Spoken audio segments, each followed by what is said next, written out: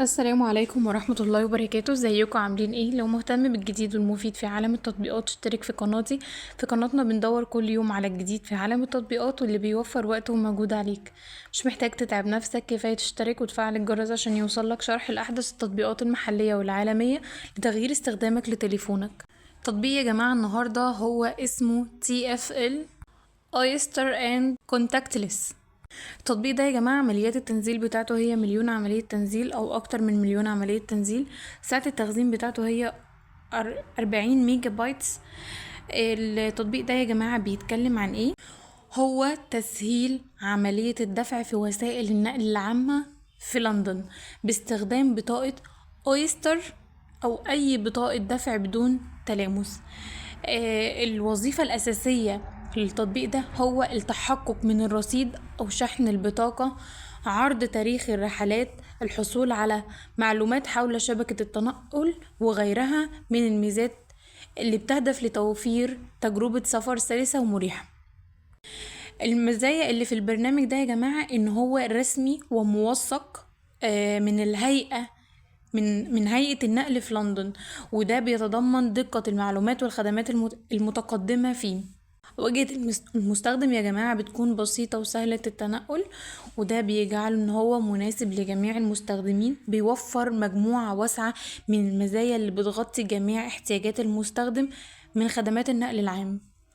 كمان يا جماعة بيتم تحديث التطبيق بشكل دوري لإضافة ميزات جديدة وتحسين الأداء. طب عيوب البرنامج ايه يا جماعة؟ هي محدودية الجغرافيا. التطبيق ده يا جماعة بيستخدموه في لندن بس، لا يمكن استخدامه في مدن تانية أو دول تانية. كمان يا جماعة ان التطبيق ده بيعاني من بعض المشاكل التقنية زيه زي اي تطبيق تاني. بيواجه مشاكل في التقنية من الوقت للتاني. طب شكل الناس، الرأي بصفة عامة هو التقييم واخد تقييم ايجابي. كتير من المستخدمين بيشكروا فيه وبيقولوا ان هو مميز جدا وسهل في الاستخدام بتاعه. طيب الآراء السلبية يا جماعة هي كمان برضو ان هو في مشكلة في بعض المشاكل التقنية زي بطء التطبيق او عدم الاستجابة في بعض الاحيان، ودي مشكلة بعض الناس اللي بيقولوا ان التطبيق سيء، او هي دي يا جماعة التعليقات السلبية في البرنامج.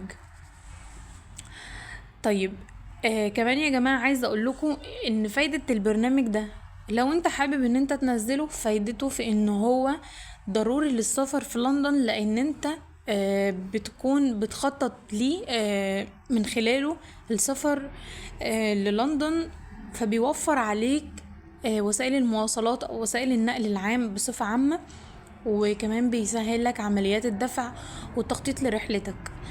هل هو مفيد ولا لا؟ التطبيق يا جماعة مفيد بس للسكان اللي موجودين في لندن او للزوار اللي هيروحوا لندن، فهو ده يا جماعة التطبيق ده هيكون مناسب ليهم.